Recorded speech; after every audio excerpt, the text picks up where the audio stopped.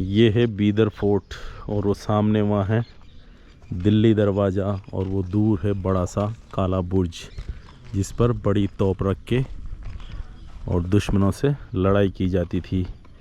ये देखिए दिल्ली दरवाज़ा और काला बुर्ज।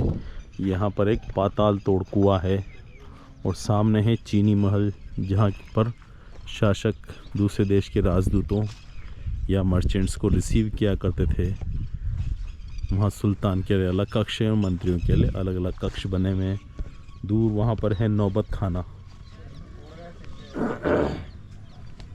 नौबत खाना वहाँ है। और दूर वहाँ पर आप देख सकते हैं हज़ार कोठरी और 16 कम्बों की मस्जिद। और ये है पूरा कैंपस।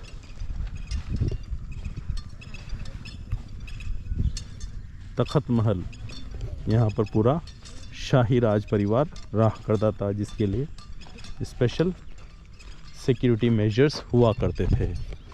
और ये चीनी महल का टूटा हुआ हिस्सा बचा हुआ है। और दूर सामने आप देख सकते हैं वहाँ पर गुंबद है। उस गुंबद दरवाज़ा कहा जाता है। उसके आगे 2 दरवाजे और हैं। तो ये है बीदर का महल। सर्वप्रथम यहाँ पर चालुक्यों ने अपना किला बनवाया था। उसके बाद ककातियों ने और उसके कालांतर में अनेक शासक यहाँ हुए। ये जो तख़त महल है अंदर से काफ़ी खूबसूरत है, रंगीन है, भव्य है। पानी के फव्वारे हैं, उगते हुए सूरज का चित्र बनाया हुआ है, शेर का चित्र बनाया हुआ है। तो बीच बीच में काफ़ी सारी इमारतें हैं जो अब टूट फूट गई है। एएसआई द्वारा इसका संरक्षण किया जा रहा है लेकिन कोई फ़ीस नहीं ली जा रही है। सिक्योरिटी वगैरह कम होने से उतना संरक्षण नहीं हो पा रहा है किले का।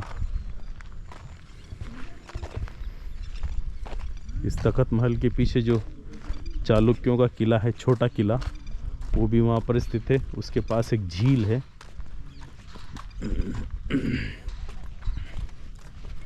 ये देखिए पुरानी इमारतें यहाँ पर। उधर नौबत खाना है, ये तख़त महल है। और इसका जो किले की सुरक्षा के लिए बाहर खाई बना रखी है, उस खाई में तीन खाइयाँ बनी हुई है। तो एक ही खाई के बीच में 2-2 पत्थर काटकर 3 खाई बना दी गई है। ये लेटराइट पत्थर से बना हुआ किला है। इस किले में काफ़ी षड्यंत्र हुए हैं। और जो पपेट किंग्स वाला सिस्टम था, कासिम बारिद, उसके बाद कासिम बारिद जब यहाँ का प्राइम मिनिस्टर बना, उसके बाद वाले किंग सब पपेट किंग्स रह गए। आमिर अली बारिद, जिसको डेक्कन की लोमड़ी कहा जाता है, उसने यहाँ पर रंगीन महल बनवाया था। रंगीन महल में रंगीन सीपियाँ, टाइल्स, लकड़ी पर नक्काशी, ये सारी चीज़ें की गई है। बहुत ही खूबसूरत और भव्य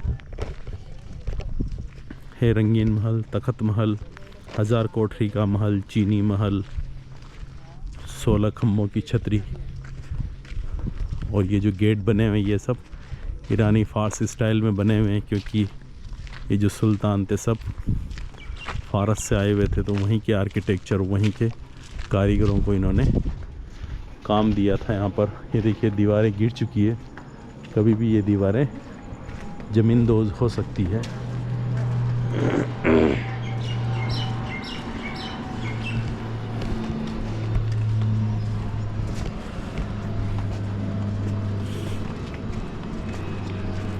तरकश महल है, ये 16 खम्भों की छतरी है। इसका गुंबद भी विशिष्ट आकार लिए हुए है। इसके ऊपर पानी का एक हौज़ है जहाँ से नीचे पानी आता है। काफ़ी सारी मेहराबें बनी हुई है और फूल पत्तीदार कॉलम्स बने हुए हैं। ये देखिए इधर आप चीनी महल, जहाँ पर राजदूतों को रिसीव किया जाता था। तो सबसे अच्छी फॉर्म में अभी ये 16 खम्भों की मस्जिद ही बाकी बची हुई है। और ये अनेक महलों के अवशेष बचे हुए हैं। बीच बीच में दीवारें हैं जो डिफंक्ट हो गई हैं। तो जिस तरह से हम बात कर रहे थे यहाँ के इतिहास की, तो यहाँ का इतिहास काफ़ी उतार चढ़ाव वाला रहा है। पहले यहाँ पर चालुक्यों ने राज किया है, वेस्टर्न चालुक्यों ने। उसके बाद ककातीय आए, उसके बाद सेवना आए, और कालांतर में फिर हसन गंगू ने बहमनी राज्य की स्थापना की, जो पहले गुलबर्गा में बहमनी साम्राज्य 102 साल रहा। उसके बाद फिरोज शाह के छोटे भाई ने 72 साल तक जो बहमनी किंगडम था वो बीदर से उसका शासन चलाया। तो हम देख सकते हैं बीदर का नाम या तो बिदरी वेर से है, या फिर जो बम्बू होता है उसको बीदर के सिनोनिम्स जैसे ही प्रयोग किया जाता है, तो बम्बू के नाम से भी ये बीदर नाम हो सकता है। तो बीदर बहमनी सुल्तानों के अंडर में खूब फला फूला। शुरू में बहमनी सुल्तान हावी रहे, उसके बाद उनके प्राइम मिनिस्टर हावी हुए, और धीरे धीरे जो आमिर अली बारिद का पुत्र था उसने स्वयं को यहाँ का सुल्तान घोषित कर लिया और तालीकोटा के युद्ध में भी भाग लिया। लेकिन बीदर के किले और यहाँ के शासकों को बीजापुर के शासकों ने हरा दिया, और कालांतर में मुग़ल वायसराय औरंगजेब ने यहाँ पर कब्जा कर लिया। इस तरह बीदर सल्तनत का अंत हो गया, और फिर ये हैदराबाद के निज़ाम के पास चली गई। निज़ाम के पास जाने से फिर ये सारे महल टूटने फूटने लग गए, और जब भारत स्वतंत्र हुआ उसके बाद ये एएसआई के पास आ गई।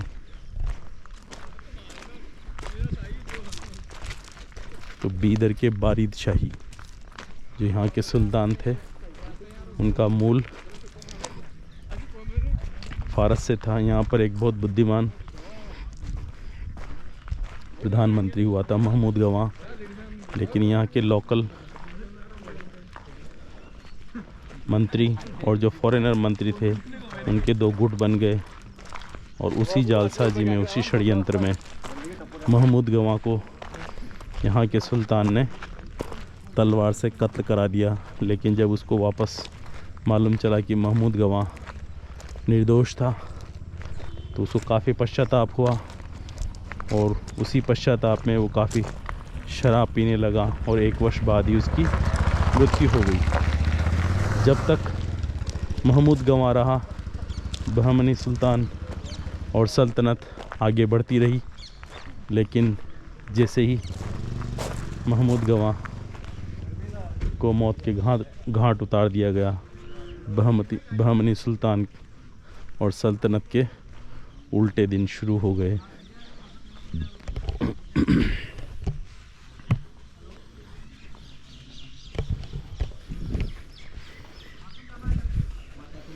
वो देखिए गुंबद, दरवाज़ा का गुंबद सामने है।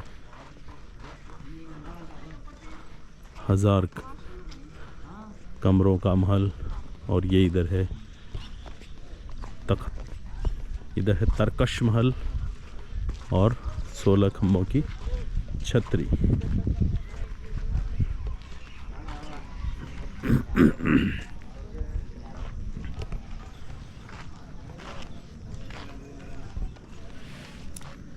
ये देखिए बीदर का किला। इसको आप पॉज करके घर में पढ़ सकते हैं। तो अपन देखते हैं, इसमें तरकश महल कम्प्लीटली ब्लॉक्ड है, बंद कर रखे हैं गेट, और ये 16 खम्भों की छतरी, उसके भी गेट्स बंद कर रखे हैं, इसलिए बाहर से ही देखना पड़ता है। ये देखिए कलात्मक खम्भे वो सामने तरकश महल है, और वो बड़े गुंबद वाली 16 खम्भों की छतरी है।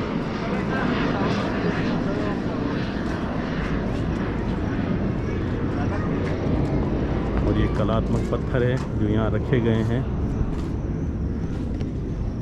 काफ़ी खूबसूरत गार्डन्स हैं। 1000 कोठरी का महल इसके लेफ्ट हैंड साइड में है।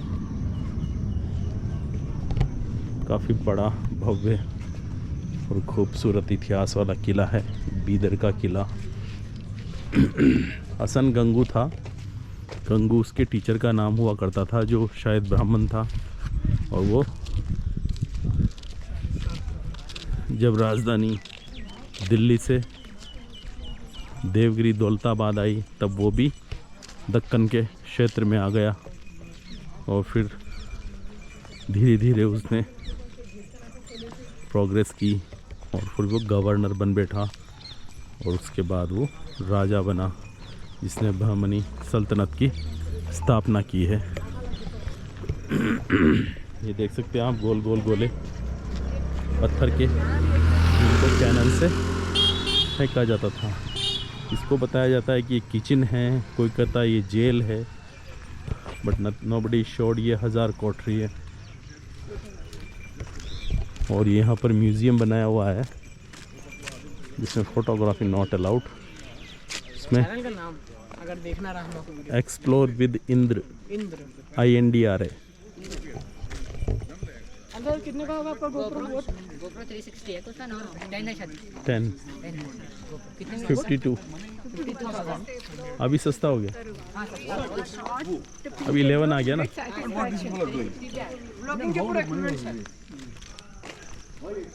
स्टूडियो है। दिख रहा है आपका 2-3 मिलियन का है ऐसा लाइक। नहीं नहीं नहीं, एडिट किसे कर ये लेते हैं? जस्ट फिल्म हो रहा। प्रीमियर। अरे प्रीमियर प्रो यूज़ करो सर, हमारा मंथली 600 है उसको हम। नहीं, मैंने वो लाइफ टाइम 3000 का ले रखा। 3000 लिए। हाँ, हम लोग प्रीमियर प्रो लिए मंथली 600।